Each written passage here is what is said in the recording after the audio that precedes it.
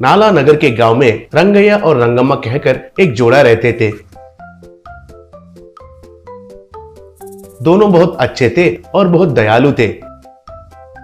उनके घर के बगल में रहने वाले सुब्बैया और सुब्बम्मा कहकर एक जोड़ा बहुत कंजूस थे, बिल्ली को भी भीख नहीं देते थे। रंगैया वाले उनके घर के सामने ही एक ठेले के ऊपर एक बर्गर तैयार करके बेचते थे। उसके लिए पहले उबाले हुए अंडों को छीलकर उनको 2 टुकड़ों में करके उस अंडों का पीला भाग को तेल में मसाला डालकर अच्छे से तलाकर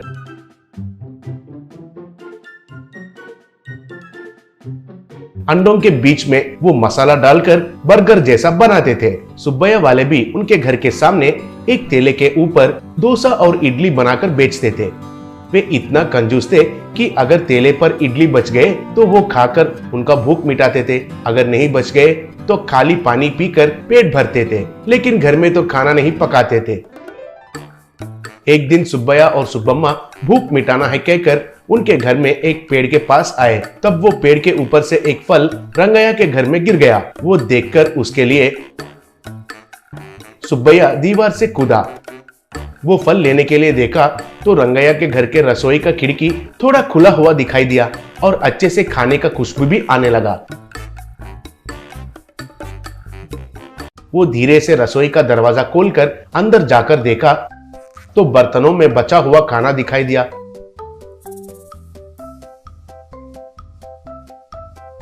वो एक कपड़े में उनको बांधकर वापस दीवार से उनके घर में कूदा। घर में बीवी से जो हुआ वो कहा तो उसकी पत्नी उसको बहुत तारीफ करने लगी। दोनों मिलकर खुशी से खाना भी खाए।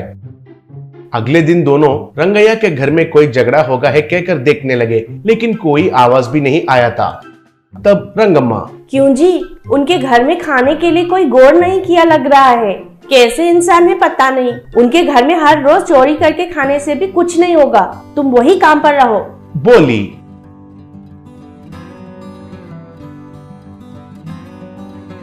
उस रात को भी सुब्बैया दीवार से कूदकर दरवाजे के पास गया। उसे थोड़ा धकेलते ही वो दरवाजा खुल गया। अंदर जाकर फिर से खाना चुराया। ऐसे तीसरा दिन भी चुपके से जाकर उधर देखा तो उधर उसे कुर्सी और उसके सामने पत्ते में खाना परोसकर दिखाई दिया। वो हैरान होकर उस खाना को भी चुराया।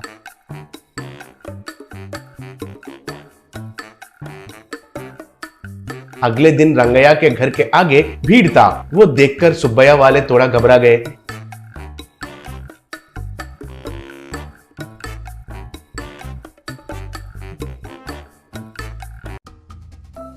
धीरे से वे नजदीक जाकर क्या हो रहा है देखने लगे। तब सुब्बैया लोगों से, हमारे घर में हर रोज भगवान आकर खाना खाकर जा रहे हैं, वो कहने के लिए ही आप लोगों को बुलाया, कहा। वो सुनकर सुब्बैया वाले अंदर ही अंदर बहुत हंसने लगे। तब एक आदमी, क्या भगवान आकर खाना खाया, ये आप क्या कह रहे हैं जी, पूछा। तब रंगैया, हाँ भाई, हर रोज भगवान आकर खाना खाकर जा रहे हैं। पहले दिन खाना गायब होने से कोई कुत्ता या बिल्ली खाए होंगे कहकर मेरी बीवी ने बोली थी, लेकिन मैं तो भगवान खुद आकर खाए होंगे सोचा, इसलिए दूसरा दिन वो क्या है जानना है कहकर खाना ज्यादा बनाकर दरवाजा को भी बंद करके रखे थे, फिर भी खाना गायब हो गया। हम हैरान होकर तीसरा दिन पत्ते में खाना परोसे थे, इस बार पत्तों के साथ साथ खाना भी गायब हो गया, फिर ये तो जरूर भगवान का ही काम है, कहा। वो सुनकर लोग, हाँ ये तो भगवान ही है, भगवान ही है कहकर चिल्लाए। तब ये सब देखकर सुब्बैया और सुब्बम्मा बहुत खुश होने लगे। तब एक आदमी, आपके घर में आने वाले भगवान को हम भी देखते हैं जी, क्या कहते हैं लोगों, कहा। तब लोग, हाँ सबको देखना ही है, सबको देखना ही है कहकर चिल्लाने लगे। तब रंगैया, अच्छी बात है, लेकिन आप सब लोग देख रहे हैं कहकर भगवान नहीं आ सकते हैं, इसलिए चुपके से देखना सही होगा, कहा। वो सुनकर लोग ठीक है कहकर मान लिए। उस दिन से लोग उनके घर के आसपास छुपकर उस रसोई के तरफ ही देखने लगे। चोरी करने के लिए देख रहा सुब्बैया को वे लोग दिखाई देकर वो रुक गया।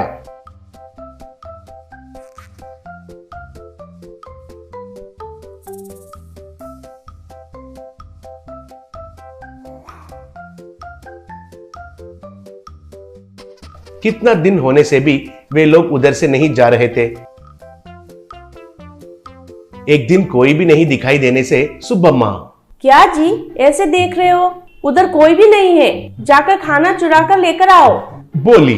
तब सुब्बैया, क्या लाना है, कहां कहां चुपके से देख रहे हैं कहकर हमें कैसे पता चलेगा, अगर पकड़े गए तो खूब मारेंगे रे, कहा।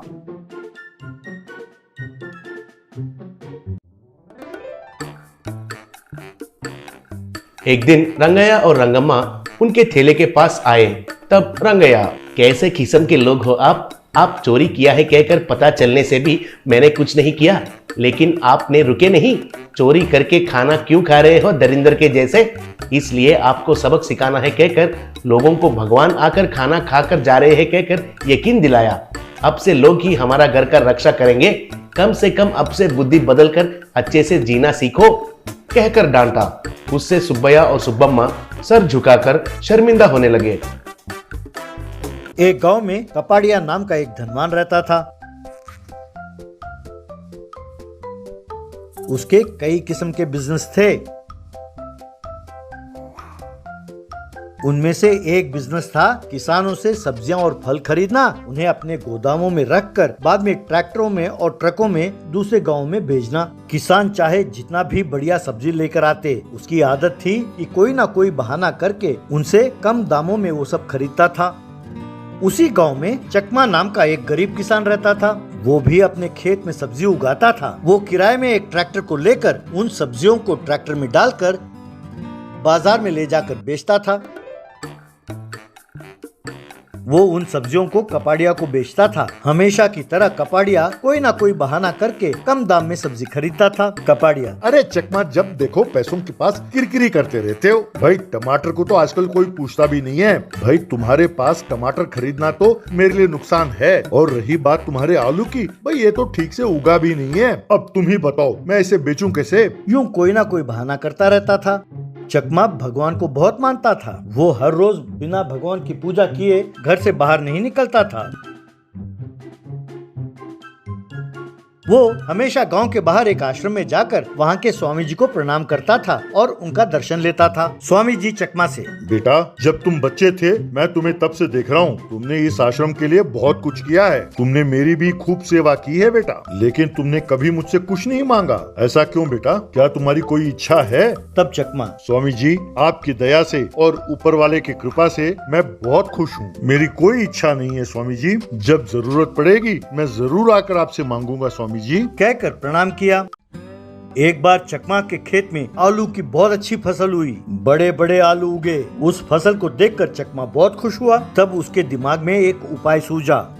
तब वो सीधा कपाड़िया के पास गया और कहने लगा, कपाड़िया जी, अगर आप बुरा न माने तो मुझे आपसे कुछ कहना है। इस साल मेरे खेत में आलू की फसल बहुत अच्छी उगी है। मैंने बाजार में पूछा तो पता चला कि 1 क्विंटल का दाम 2400 रुपए है। यदि आप मुझे क्विंटल के 2000 रुपए देंगे तो वो आलू मैं आपको ही दे दूंगा। मैं भी ट्रांसपोर्ट का पैसे बचा लूंगा ना साहब, यूँ दोनों का मुनाफा हो जाएगा। बस कपाड़िया ने चकमा को लात मारा और उसके गिरेबान को पकड़कर, सब्जी उगाने वाले कुत्ते, तू मुझसे तोल मोल करेगा, तू मुझे धमकी देता है। अगर सब्जी बेचने वाले तुझ में इतनी अकड़ है तो खरीदने वाले मुझ में कितनी होगी। यहाँ मैं जो कहूँ वही दाम होगा। यहाँ हर किसी को मुझे ही बेचना होगा। मैं 1 क्विंटल का 1000 रुपए से 1 पैसा ज्यादा नहीं दूंगा। अब दफा हो जाए यहाँ से। तब चकमा, साहब, किसान को परेशान कर कर कभी कोई खुश नहीं रहा। मैं उस दाम में नहीं बेचने वाला। मैं शहर ले जाकर अपना माल बेचूंगा। तब कपाड़िया, अरे ले कैसे जाओगे? इस गांव में तुम्हें कोई गाड़ी अपना किराए पर नहीं देने वाला। अरे तुम्हें तो बैलगाड़ी भी नहीं मिलेगी। इतना ही नहीं, गांव के चारों ओर मेरे आदमी पहरा देंगे। अगर तुम उनके हाथ लग गए, वो तुम्हें और तुम्हारे आलू का कचूमर बना डालेंगे। अब दफा हो जाए यहाँ से, कहकर उसे धक्का मारकर भेज दिया। उसके कहे मुताबिक ही गांव में हर किसी ने चकमा को अपना ट्रैक्टर किराए में देने से मना कर दिया। ऊपर से सब मुफ्त की सलाह देने लगे कि कपाड़िया के तय किए हुए दाम में ही उसे बेच दो, उससे पंगा क्यों लेते हो। तब चकमा समझ नहीं पाया कि वो क्या करे। वो सीधा स्वामी जी के पास गया और उन्हें अपना दुखड़ा सुनाने लगा। स्वामी जी, बड़ों ने कहा है, विनाश काले विपरीत बुद्धि। अब तुम्हें वरदान देने का समय आ गया है बेटा, तुम मना ना करना। कहकर स्वामी जी ने जैसे ही अपना हथेली घुमाया, उनकी हथेली में एक छोटा सा ट्रैक्टर प्रकट हुआ। स्वामी जी ने वो ट्रैक्टर चकमा को दिया और कहा, बेटा जब तुम चाहोगे ये ट्रैक्टर विराट हो जाएगा और जब चाहो ये छोटा हो जाएगा। इतना ही नहीं, तुम जो भी काम इससे कहोगे ये ट्रैक्टर करेगा। तुम इस ट्रैक्टर का इस्तेमाल करो और अपना आलू इसमें ले जाकर बेचो। विजयी भवा कहकर उसे आशीर्वाद दिया। यूं चकमा उस ट्रैक्टर को अपने खेत में ले गया और उसे जमीन पर रखकर उसने इच्छा प्रकट की तो वो ट्रैक्टर बड़ा हो गया। ट्रैक्टर के पीछे 4 पहिए थे और ट्रैक्टर खूब बड़ा था। चकमा ने उस ट्रैक्टर में आलू को भरा और फिर जंगल के रास्ते से वो शहर की ओर जाने लगा। लेकिन कपाड़िया के एक आदमी ने उस ट्रैक्टर को जाते हुए देख लिया।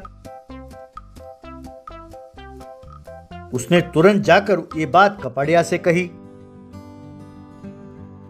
चकमा ने अच्छे दामों में उस आलू को शहर में बेचा और फिर पैसे लिए। फिर उसके इच्छा प्रकट करते ही वो ट्रैक्टर एकदम छोटा हो गया।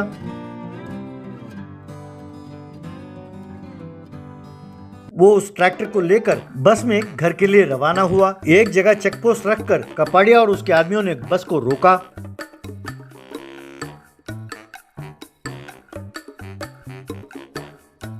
चकमा से कपाड़िया, मैंने गांव में पता किया, सबने कहा तुम्हें किसी ने ट्रैक्टर नहीं दिया, तो फिर तुम्हें ट्रैक्टर कहाँ से मिला? चुपचाप बोलो, आलू बेचकर जो तुम्हें पैसे मिले हैं वो मुझे दे दो और निकलो यहाँ से, वरना खूब पिटोगे। तब कपाड़िया का आदमी, साहब इसके हाथ में जो ट्रैक्टर है इसी में वो आलू लेकर गया था, यही है वो ट्रैक्टर, यही है। पर साहब ये इतना छोटा सा कैसे हो गया? यूं कह ही रहा था कि चकमा ने ट्रैक्टर को नीचे रखा और उसने इच्छा प्रकट की। तब ये ट्रैक्टर एकदम बड़ा हो गया। चकमा ने जैसे ही इच्छा प्रकट की कि कपाड़िया और उसके आदमियों को मारे, उस ट्रैक्टर ने जाकर कपाड़िया और उसके आदमियों को मारना शुरू किया।